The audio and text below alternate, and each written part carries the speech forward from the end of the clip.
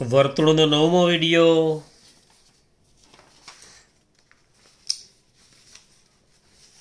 Channel subscribe કરી દેશો. 9મા વિડીયોમાં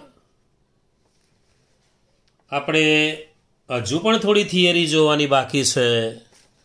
8મા વિડીયોમાં આપણે જીવાએ આંતરેલો ખૂણો, રેખાબિંદુ વચ્ચેનું અંતર,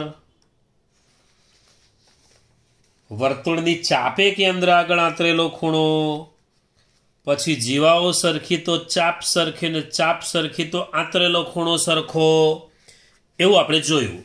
ટૂંકમાં આપણે આવું જોયું.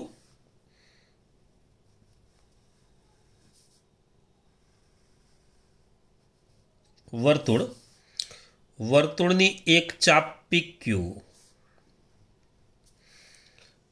એક ચાપ આ ચાપ CD, આ ચાપ PQ, આ ચાપ CD, એને અનુરૂપ જીવા, આને અનુરૂપ જીવા અને કેન્દ્ર આગળ આંતરેલા ખૂણા.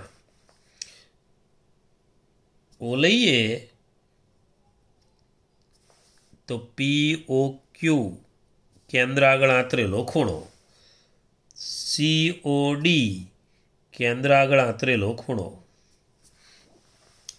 PQ ચાપે કેન્દ્ર આગળ આંતરેલો ખૂણો કહી શકાય અને PQ જીવાએ કેન્દ્ર આગળ આંતરેલો ખૂણો કહી શકાય, કારણ કે PQ ચાપ અને PQ જીવા બંનેના છેડા જુઓ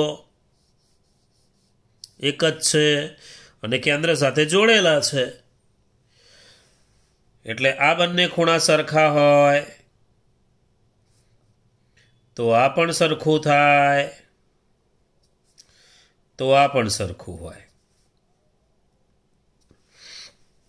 ત્રણેય વસ્તુ એકબીજા સાથે જોડાયેલી છે. ગમે તે એક સરખું હશે તો બાકીના બે સરખા હશે જ. કોણ કોણ?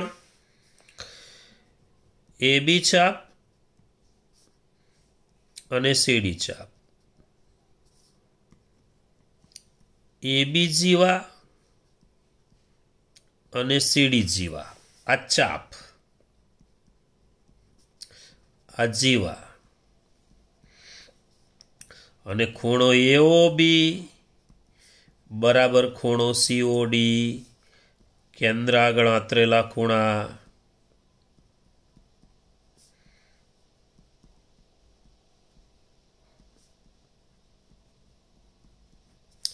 ટૂંકમાં ત્રણમાંથી એક પણ વસ્તુ હોય તો બાકીનું બે હોય જ. ગમે તે એક હશે તો બાકીનું બે હોય જ, સ્વીકારી લેવાનું. ચલો હવે આગળ જઈએ.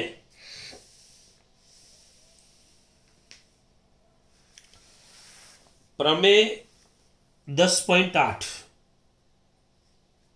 પ્રમેય 10.8 શું કહે છે એ પહેલા તમને સમજાવી દઉં. વિધાન આપણે પછી જોઈએ.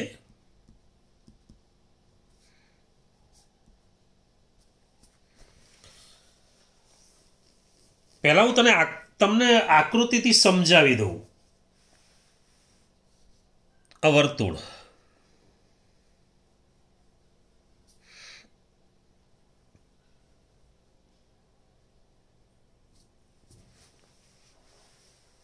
કેન્દ્ર, જોજો બરાબર, બહુ જ અગત્યનો સિદ્ધાંત.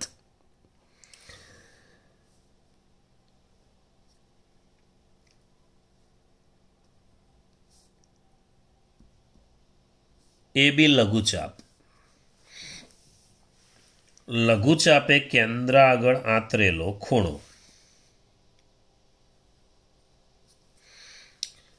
AOB, લઘુચાપે કેન્દ્ર આગળ આંતરેલો ખૂણો AOB. ચાલો, એ જ લઘુચાપે ગુરુચાપ ઉપર આંતરેલો ખૂણો એટલે વર્તુળના બાકીના ભાગ ઉપર આંતરેલો ખૂણો એવું પણ કહી શકાય અને ગુરુચાપ ઉપર આંતરેલો ખૂણો એમ પણ કહી શકાય. માની લો કે અહીંયા છે P બિંદુ.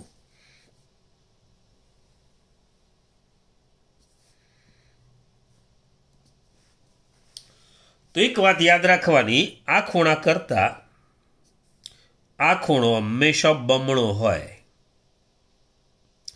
કેન્દ્ર આગળ આંતરેલો ખૂણો એ વર્તુળના બાકીના ભાગ ઉપર આંતરેલો એટલે ગુરુચાપ ઉપર આંતરેલા ખૂણા કરતા બમણો હોય.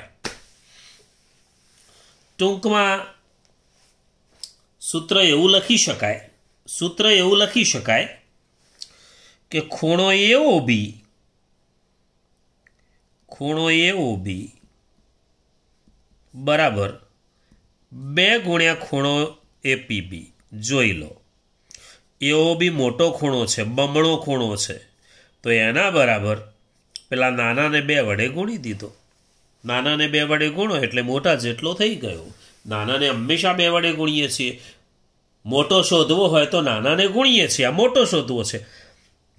તમારે જ્યારે દ્વિધા થાય કે 2 આવે કે 1/2 આવે, 3 આવે કે 1/3 આવે, તો ધ્યાન રાખવાનું, તમે જે ભાગ શોધી રહ્યા છો એ મોટો હોય તો નાનાને ગુણવાનો, અને નાનો હોય, માની લો કે એપીબી શોધી રહ્યા છો તમે અને અહીંયા એઓ બી છે, તો તમને એટલી તો ખબર પડે કે એપીબી નાનો છે. નાનો શોધવો છે તો મોટાને ભાગવો પડે, તો 1/2 લખવું પડે. આ સૂત્ર આપણું.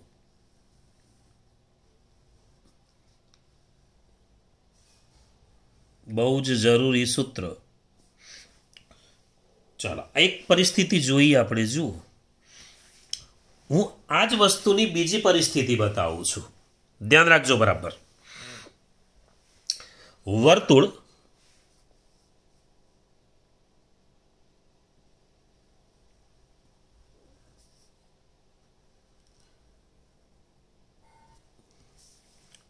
કેન્દ્ર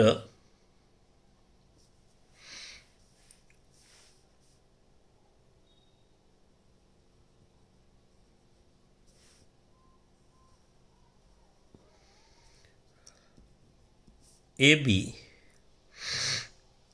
O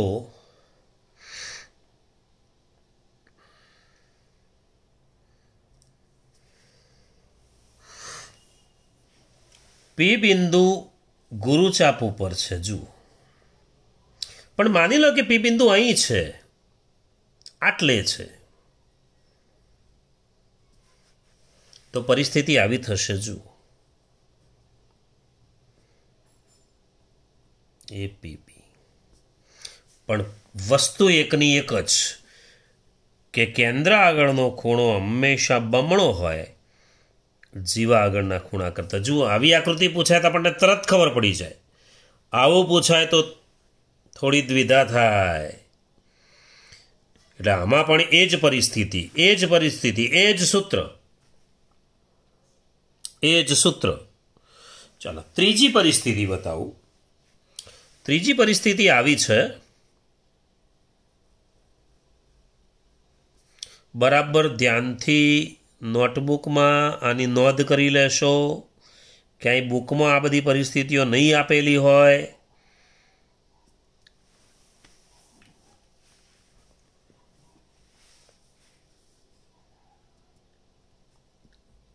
એ બી. ચાલો,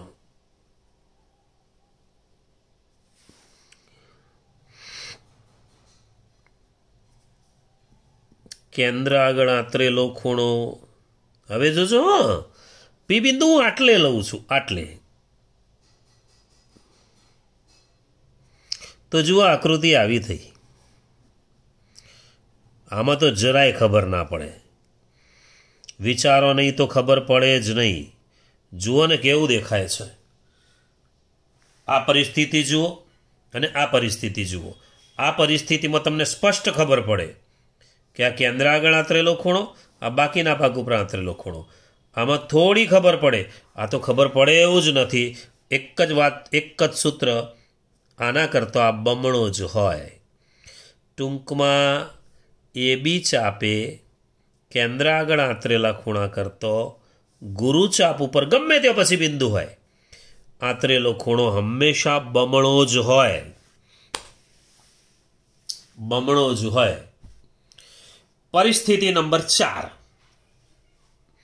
ચોથી પરિસ્થિતિ.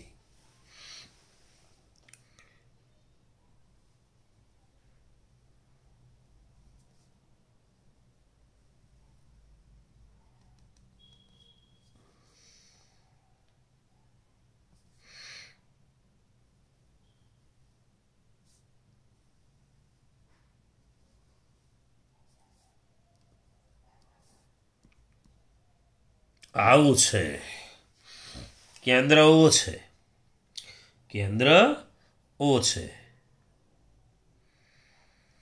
હવે જો કેન્દ્ર આગળ આતરેલો ખૂણો એટલે આ કહેવાય. જો આ નીચેનો લઈએ છીએ, આમાંય નીચેનો, આમાંય નીચેનો, તો આ પણ નીચેનો જ લઈએ છીએ. આ ખૂણો બમણો જ હોય કોના કરતા? બાકીના ભાગ ઉપર આતરેલા ખૂણા કરતા. ટૂંકમાં અર્ધવર્તુળ છે, અર્ધવર્તુળનો અંદરનો ખૂણો કાટખૂણો છે. કેમ કાટખૂણો? કારણ કે આ 180 છે, તો અડધો આ 90 જ થવાનો. આ પી બિંદુ. આપણને ખબર છે કે આ સરળ કોણ છે, તો સરળ કોણ છે ખૂણો એઓબી એ સરળ છે. 2 ગુણ્યા એપીબી તો થાય જ, અને એપીબી બરાબર 1/2 ગુણ્યા સરળ. અહીંયા લખી દઉં છું ખાલી સરળ કોણ. સૂત્ર એ જ રહેશે.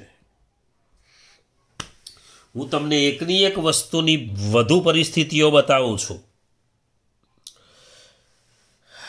આ સાદામાં સાદી પરિસ્થિતિ, આમાં ખબર પડે જ કે કેન્દ્ર આગળ ખૂણો બમણો છે. આ બમણો બતાવ્યો, બમણો બતાવ્યો, કેન્દ્ર આગળ બમણો. ચલો બમણો બતાવી દઈએ. 2 ભાગ એટલે બમણો. એવું આપણે આપણી સરળતા ખાતર એવું કરવું જરૂરી નથી. હજુ એક પરિસ્થિતિ જોઈએ.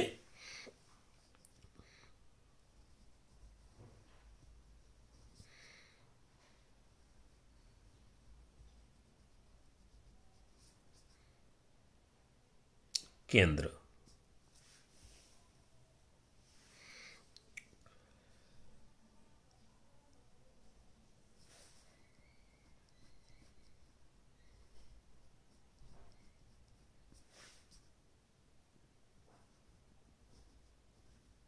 ચાલો એ બી ખૂણો આ જ લઉં છું, આ જ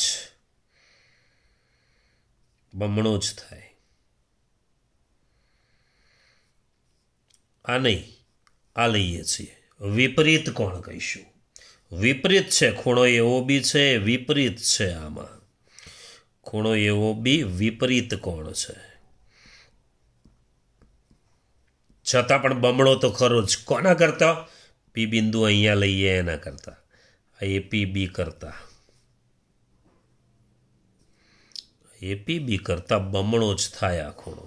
આ નીચેનો, આ નીચેનો, આ નીચેનો, આ નીચેનો, આ નીચેનો. સૂત્ર આ લખ્યું એ જ, પણ આમાં વિપરીત લખાશે ખૂણો એવો બી, આમાં સરળ લખાશે. સૂત્રો આ જ. બીજી એક વાત, હવે આપણે વિધાન લખીએ. હવે પ્રમેય 10.8નું વિધાન લખીએ છીએ આપણે. ચલો હવે હું વિધાન લખું છું. પ્રમેય 10.8નું વિધાન.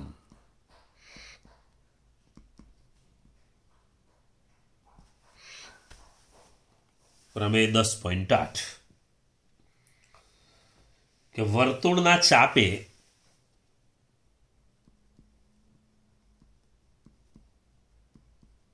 વર્તુળની ચાપ એ બી છે, એ બી છે, એ બી છે, એ બી છે અને એ બી છે. વર્તુળની ચાપ એ બી જ છે, તો વર્તુળના ચાપે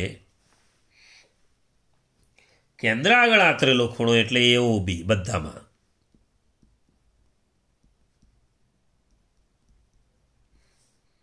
કેન્દ્ર આગળ આતરેલો ખૂણો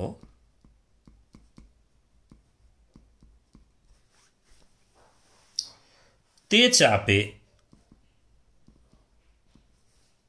વર્તુળના બાકીના ભાગ ઉપર આતરેલો ખૂણો, તે ચાપે વર્તુળના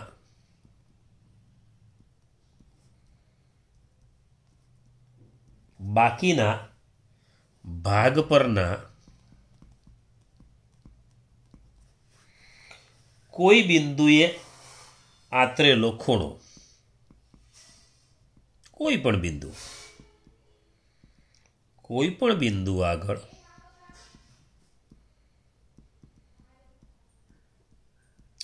આતરેલા ખૂણા કરતા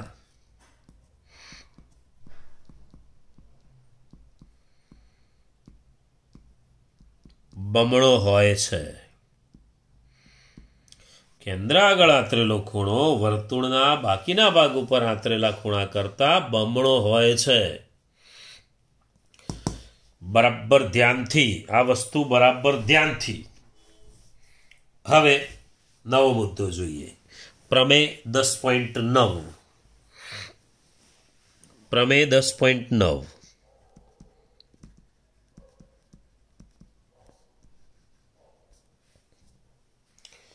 એક જ વૃત્તખંડમાં આવેલા ખૂણાઓ સમાન હોય છે. ચાલો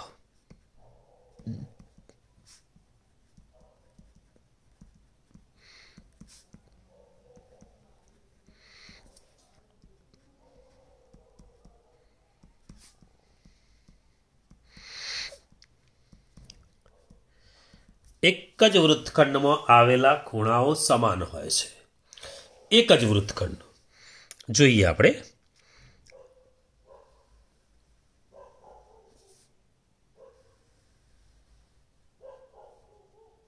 વર્તુળ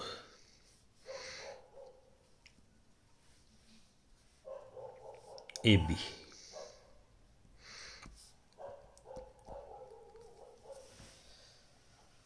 ઉપરનો વૃત્તખંડ એ ગુરુ વૃત્તખંડ લઈએ આપણે. ગુરુ વૃત્તખંડ લઈએ, માની લો કે હા ગુરુ વૃત્તખંડ છે. નીચેનો લઘુ વૃત્તખંડ છે. તો ગુરુ વૃત્તખંડમાં જેટલા ખૂણા આંતરેલા હોય બધા જ સમાન. કેવી રીતે? માની લો કે આ છે, આ બિંદુ આગળ આંતર્યો ખૂણો કોને AB એ, આ બિંદુ આગળ લઈએ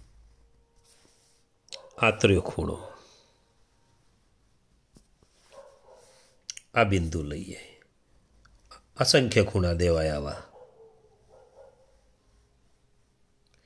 ટૂંકમાં એથી શરૂ કરીએ, વર્તુળને અડાડી અને પાછો લાવ્યા. જુઓ ગુરુચાપ મેં ગમે ત્યાં અહીં પણ લઈ શકાય, અહીંયા પણ લઈ શકાય, અહીંયા પણ લઈ શકાય, ઘણા બધા ખૂણા લઈ શકાય. અહીંયા હું લખી દઉં છું PQR. તો એક જ વૃત્તખંડના બધા જ ખૂણા સરખા હોય. તમે APQ, APB, AQB, ARB, APB, AQB, ARB, એક જ વૃત્તખંડના ખૂણા સરખા. એક જ વૃત્તખંડના ખૂણા સરખા. એક જ વૃત્તખંડમાં એટલે ગુરુ વૃત્તખંડની વાત થઈ. આ ગુરુ વૃત્તખંડની આ વાત છે, ગુરુ વૃત્તખંડની છે, હાલ છે. ગુરુ વૃત્તખંડમાં આંતરેલા ખૂણા છે.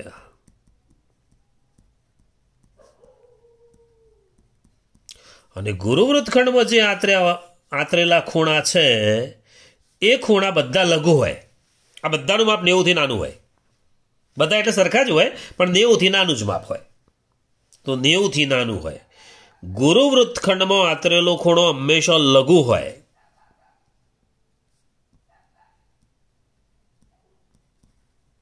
લઘુ કોણ જ હોય.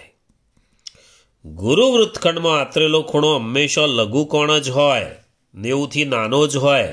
અને બધા સરખા તો ફાઇનલ વાત છે. 67 હોય તો બધા 67 હશે, પણ હશે 90 કરતાં નાનો જ ગુરુ વૃત્તખંડ છે એટલે. હવે બીજી એક પરિસ્થિતિ જોઈએ. અહીં ખૂણો બનાવું છું, લઘુ વૃત્તખંડમાં ખૂણો બનાવ્યો. જુઓ ASB. બીજો એક બનાવીએ ATB. તો આ ASB અને ATB પણ સરખા. આને આની જોડે કોઈ લેવા દેવા નહીં. હાલ આપણે જેટલું જોઈએ કે આ બંને ખૂણાને હાલ કોઈ લેવા દેવા નથી. તો ASB અને ATB આ એક જ વૃત્તખંડના થયા. જુઓ એક જ વૃત્તખંડના. પેલા એક જ વૃત્તખંડના હતા, પણ એ ગુરુ વૃત્તખંડના હતા, લઘુ વૃત્તખંડમાં છે. તો આની વાત કરી લઈએ આપણે. ખૂણો ATB બરાબર ખૂણો ASB. આ લઘુ વૃત્તખંડમાં આંતરેલા ખૂણા છે.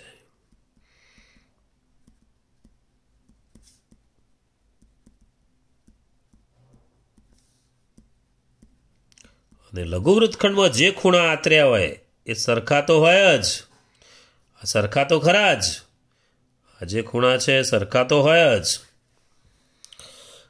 પણ ગુરુ કોણ હોય? તો લઘુ વૃત્તખંડના ગુણા હંમેશા ગુરુ કોણ હોય?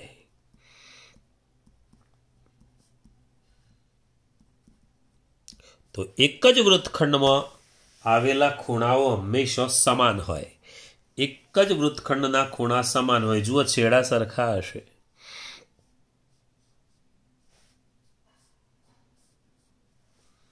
પણ આ જે એબી રેખા હોય એની એક જ બાજુના ખૂણા સરખા, આ બાજુના હોય તો આ બાજુના ખૂણા સરખા, આ બંને સરખા નહીં.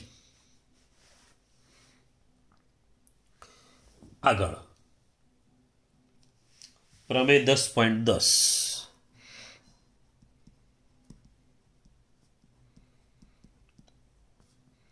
દરેક વિધાન બરાબર મગજમાં ફિટ કરી દેવાનું છે. જો બે બિંદુઓને જોડતો રેખાખંડ, જો બે બિંદુઓને જોડતો રેખાખંડ, હું પહેલા વિધાન લખી દઉં.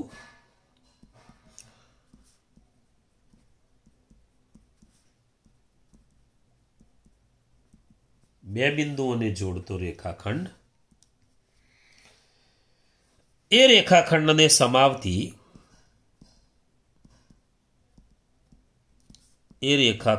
સમાવતી રેખાની એક જ બાજુએ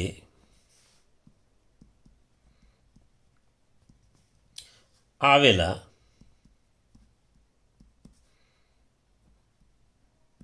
બીજા બે બિંદુઓ આગળ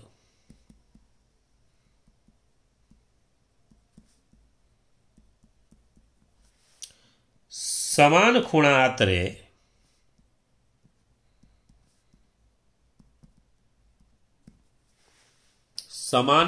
આતરે તો ચારેય બિંદુઓ એક જ વર્તુળ પર આવેલા છે.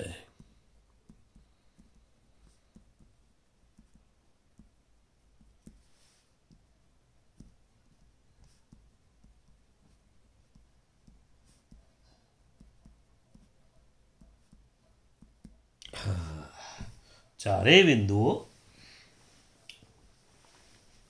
એક જ વર્તુળ પર આવેલા છે. સમજી લઈએ, પહેલા વિધાનને બરાબર સમજી લઈએ. બે બિંદુઓને જોડતો રેખાખંડ. ચલો,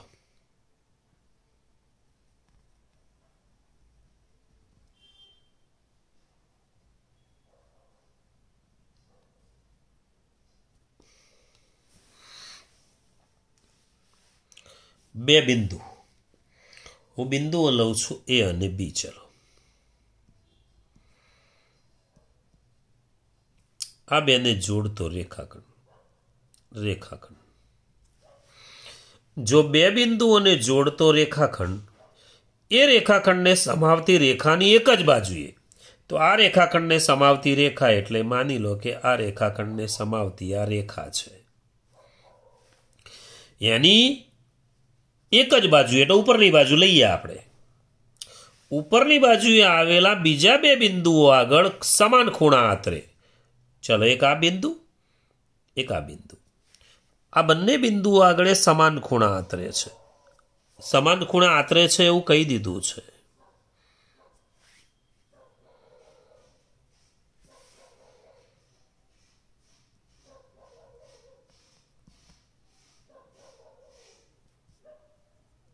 ચલો, એપીબી અને એક્યુબી સમાન ખૂણા આતરે છે. કહી દીધું છે કે આ ખૂણા સમાન જ છે.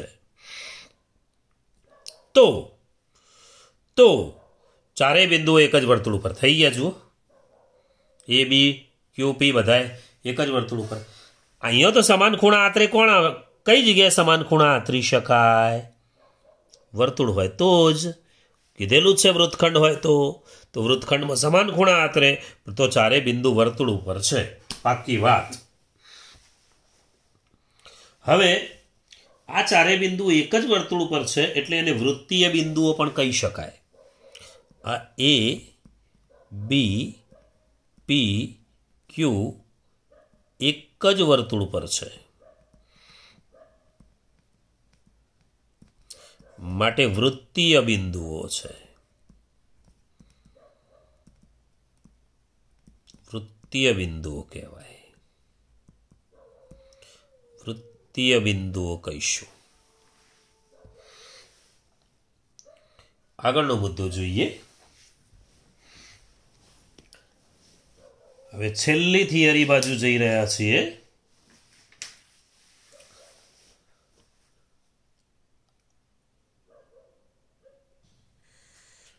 ચક્રીય ચતુષ્કોણની વાત કરીએ. હવે ચક્રીય ચતુષ્કોણ છેલ્લો મુદ્દો.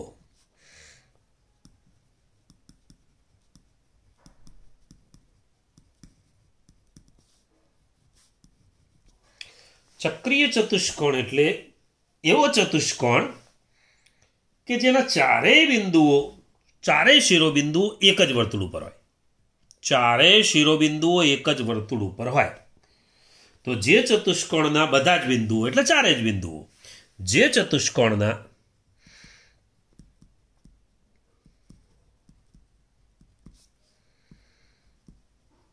બધા બિંદુઓ એટલે શિરોબિંદુઓ લખીએ આપણે. બધા શિરોબિંદુઓ, જે ચતુષ્કોણના બધા શિરોબિંદુઓ એક જ વર્તુળ પર આવેલા હોય, એક જ વર્તુળ પર આવેલા હોય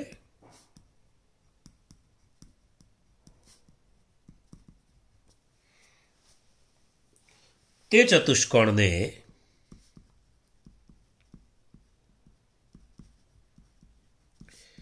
ચક્રીય ચતુષ્કોણ કહે છે.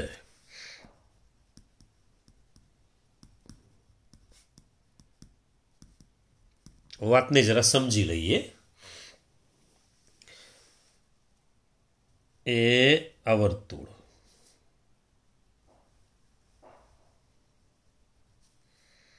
ચાર બિંદુ છે. ચલો, એ, બી, સી અને ડી. ચલો, એ બી, બી સી, સી ડી અને એ ડી. આ ચતુષ્કોણ છે. જુઓ, ચતુષ્કોણનો ચારેય શિરોબિંદુઓ વર્તુળ ઉપર છે એટલે આને ચક્રીય ચતુષ્કોણ કહેવાય. ચક્રીય ચતુષ્કોણ કહીશું, સાયક્લિક. બરાબર. ચાલો, હવે આમાં એક સિદ્ધાંત છે કે એ અને સી નો સરવાળો 180 હોય. સામસામેના ખૂણાનો સરવાળો 180. પ્રમેય 10.11 એવું છે. પ્રમેય 10.11 એવું છે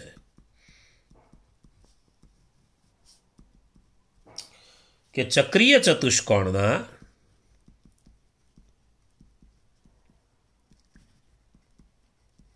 સામસામેના ખૂણાઓ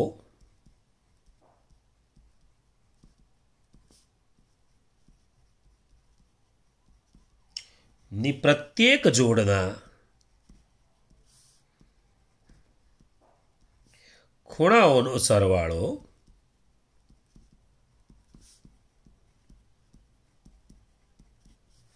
180 થાય છે. ટૂંકમાં કહી દીધું હોત તો ચાલતું. આવું લાંબુ વાક્ય બનાવવાની જરૂર હતી નહીં. બુકમાં છે એટલે આપણે એ પ્રમાણે લખ્યું. બાકી સીધું કહ્યું હોય કે ચક્રીય ચતુષ્કોણના સામસામેના ખૂણાનો સરવાળો 180 થાય. વાત પૂરી. ચક્રીય ચતુષ્કોણના સામસામેના ખૂણાનો સરવાળો આ ચક્રીય ચતુષ્કોણના સામસામેના ખૂણાઓનો સરવાળો 180 થાય છે. આટલામાં વાત પૂરી થઈ જાય.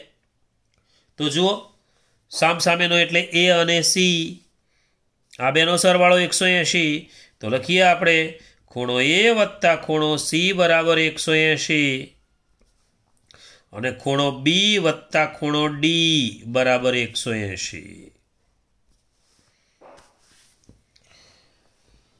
એનાથી ઉલટું વિધાન છે પ્રમેય 10.12, પ્રતીપ વિધાન કહીશું. પ્રમેય 10.12 ઉલટું વિધાન એટલે પ્રતીપ વિધાન. એમાં એવું કહે છે કે જો ચતુષ્કોણના સામસામેના ખૂણાનો સરવાળો 180 હોય તો એ ચક્રીય ચતુષ્કોણ જ હોય. ઉલટી વાત. લખીએ. જો ચતુષ્કોણના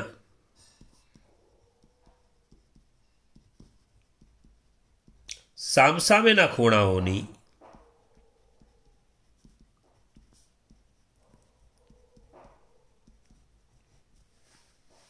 જોડના ખૂણાઓનો સરવાળો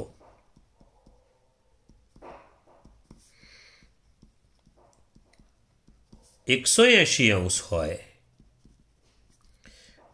તો તે ચતુષ્કોણ ચક્રીય ચતુષ્કોણ છે. ચક્રીય ચતુષ્કોણ છે. જુઓ, એ અને સી નો સરવાળો એટલો જ બી અને ડી નો સરવાળો હોય. કેટલો? તો 180 લખી શકાય. ચારેય ખૂણાનો સરવાળો તો આપણને ખબર છે કે 360 જ થાય. ચારેય ખૂણાનો સરવાળો 360 જ થાય.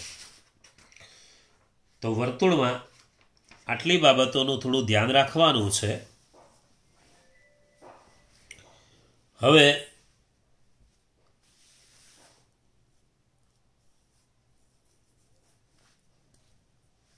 એક વાત સમજી લઈએ કે આ વર્તુળ છે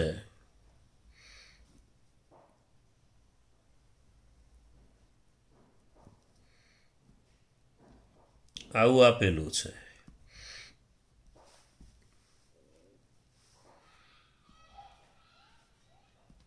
અહીંયા સી છે, અહીંયા ડી છે.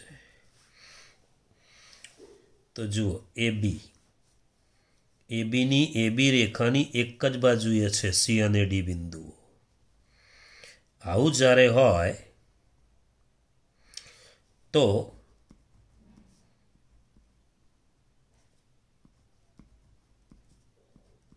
જોજો બરાબર, એ બી છેડા છે.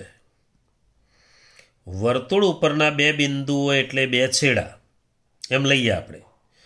હવે આની રેખા જે છે એ બીને સમાવતી રેખા, એની એક જ બાજુના ગમે એટલા બિંદુઓ હોય એ તમે વચ્ચે ગોઠવી શકો તો એ સમાન જ હોય, કારણ કે વૃત્તખંડના ખૂણા થયા. એટલે આ એક વાત ધ્યાન રાખવાની કે છેડા સરખા હોય તો વચ્ચે તમે નામ વર્તુળ ઉપરના બિંદુઓના લખી શકો, પણ રેખાની એક જ બાજુના. આ દાખલાઓ માટે થોડું ઉપયોગી નીવડશે એટલે તમને છેલ્લે સમજાવી દીધું. હવે આગળ મળીશું નવા વિડીયોમાં દાખલાઓ સાથે. થિયરી બરાબર જોઈ લેવાની, થિયરી બરાબર વારંવાર 2-3 વખત સમજી લેવાની. હવે બીજી એક વાત કહી દઉં કે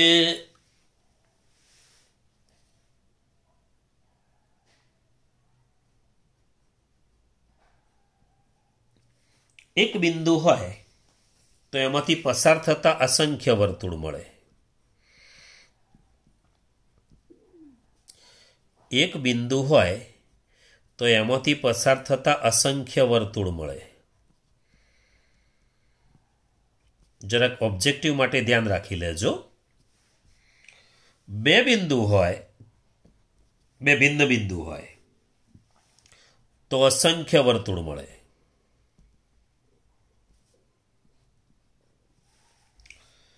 અને 3 અસમરેખ બિંદુ હોય, સમરેખ નહીં હો, 3 સમરેખમાંથી તો એક પણ વર્તુળ પસાર ના થાય. 3 સમરેખ હોય તો એક પણ વર્તુળ હાથે પસાર ના થઈ શકે, એક પણ વર્તુળ ના પસાર થાય.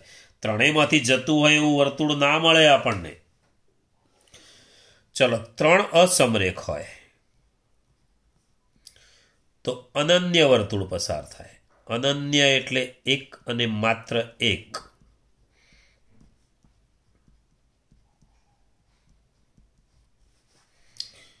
આ પ્રમેય 10.5 છે. આવું પ્રમેય 10.5 એ વિધાન લખી દઉં. ચલો, પ્રમેય 10.5 આવું વિધાન છે કે 3 અસમરેખ બિંદુઓમાંથી આપેલ 3 અસમરેખ બિંદુઓમાંથી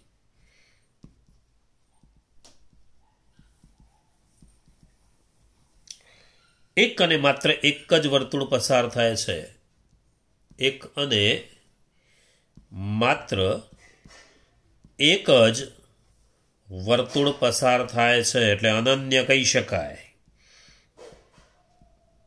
અસંખ્ય એટલે ઘણા બધા, અનન્ય એટલે એક અને માત્ર એક. તો ફરી મળીશું. બાય.